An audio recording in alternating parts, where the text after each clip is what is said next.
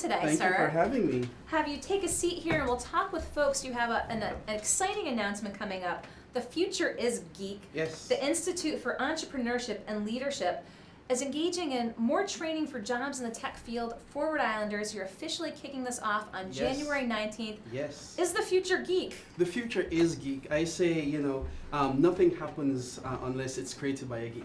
If you think about the cell phone, the cameras that we're using, it didn't exist 10, 20 years ago, but now it does. So the future is Geek.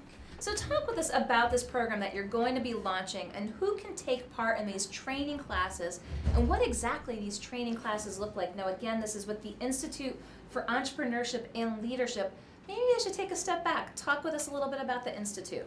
All right, great. Well, the Institute of Entrepreneurship and Leadership, we're a new organization, and we have two missions. One is to end poverty through entrepreneurship. And poverty, as we describe it, is to have lack and no hope of more. Second is to increase diversity in the tech economy.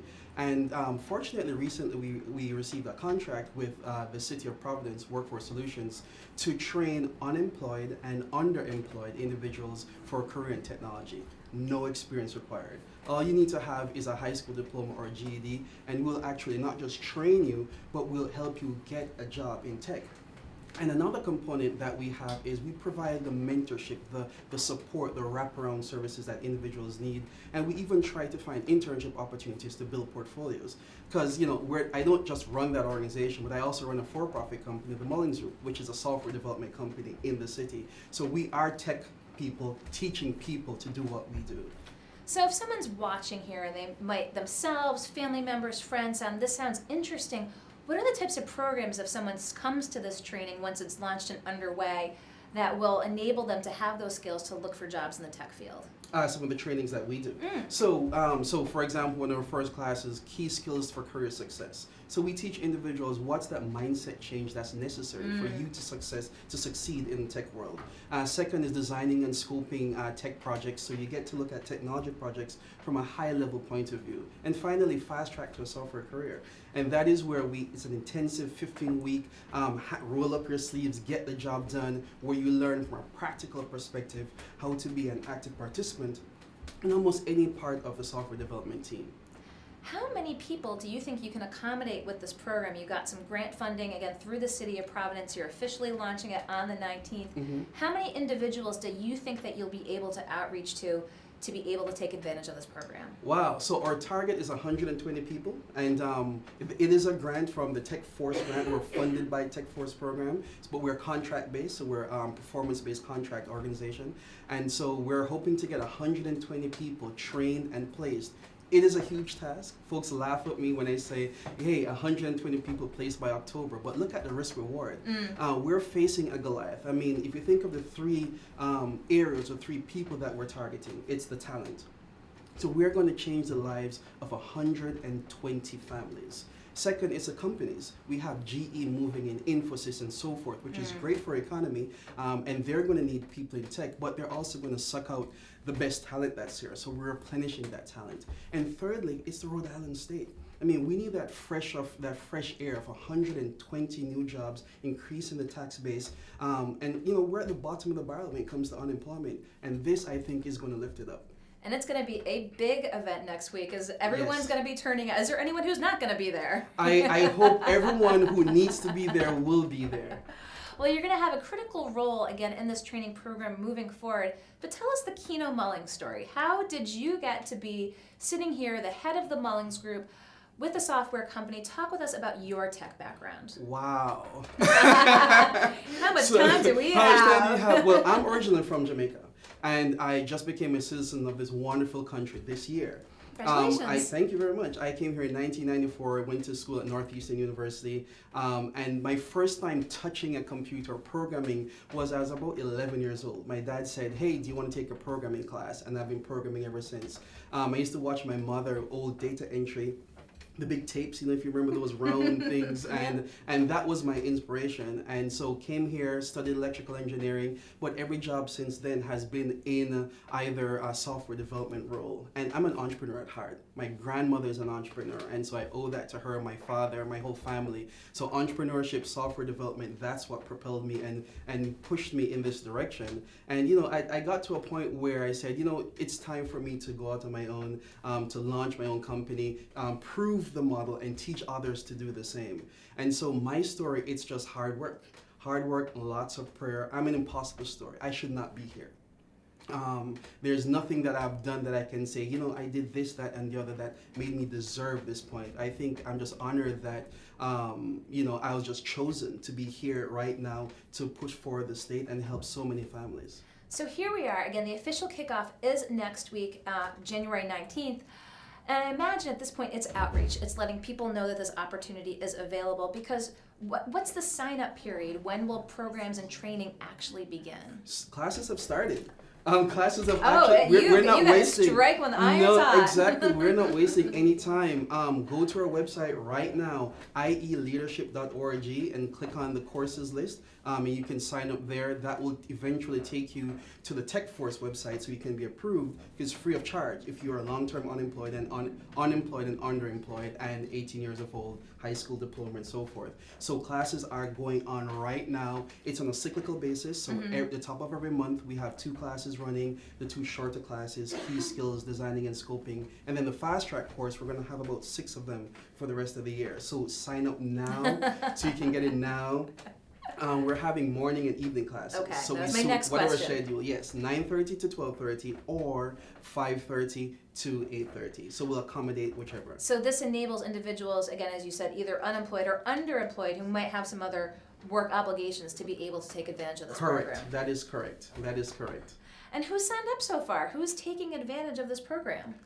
Well, so far, wow, we have a range of people. I mean, you come into our classroom, it's like a rainbow of age and gender.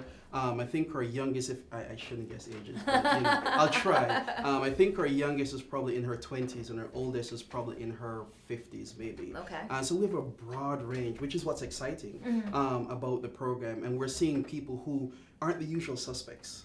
For tech, we're seeing a lot of people of color, a lot of women showing up. Actually, majority people of color and women mix showing up, which is really exciting. And as you mentioned, as you said, you don't necessarily need a background in tech. You need that high school diploma. Yes. And just an appetite to learn. An appetite to learn, the willingness to give some blood. I'm just kidding. It's going to be, I'm sure, a lot of work. It is a lot of work, and don't be intimidated. Everyone in technology goes through what I call the imposter syndrome, where you feel like you're going to get found out, you don't know everything. But the thing is, if you knew everything, you'd have created it already. No one knows everything, right? So I think anyone will be able to, as long as you're able to problem solve, think critically, and just communicate. And we also help and teach those things. And we have other training partners that are in the network through TechForce that will provide the other skills that are necessary to help individuals to grow. And you made an interesting point when you're talking about the progression of classes, obviously super well thought out about what people need for skills, again, in the workforce. And you just talk about that mindset, because as we sit here today, as we know jobs in the tech field and what those jobs even look like, we don't know what that looks like 2 or 3 years, but right. Is it really the basis, as you said, that problem solving and that general knowledge of how to approach a problem? Yes, it is. In my career, I've been writing code or in the software field for 20-something years now, probably. And I can count on probably one hand the amount of folks who had a tech degree in school and are now in tech. Lots of folks in liberal arts are in tech. Because the thing is with technology, there's a science of it all. Of 1 + 1 is 2, but then you're creating something that never existed. So you need creative types. You need people who are artistic. Who are if we both work on a project, we'll have 2 different ways of solving the problem. So I think anyone who's willing to just be creative and explore will be fine. And how important was it to have this partnership with the city of Providence, to have that sort of hand-in-hand understanding that they're supporting what's needed both in the employment and communities in general? I think the partnership was really important. Like I said, we're funded by Tech Force. This is year 4 of the program. The first 3 years have been very rocky, to be really honest. And but the 4th year, I think the city has partnered with an organization or entity that are tech practitioners, which is a key difference. And so what we said to the city, to Workforce Solutions, that, hey, we have an idea. What you're missing is an internship program. You're missing the point where you need to help students build their portfolio and they can gain the confidence that they're not just doing classroom projects. So that's the idea that we gave to Workforce Solutions, Providence, Cranston, and they've taken it and we're working through the process of that. And I think that partnership is going to be great. I think it's going to be, the effects won't be seen until probably another year or 2 once folks are settled into their careers. But man, it's going to be beautiful.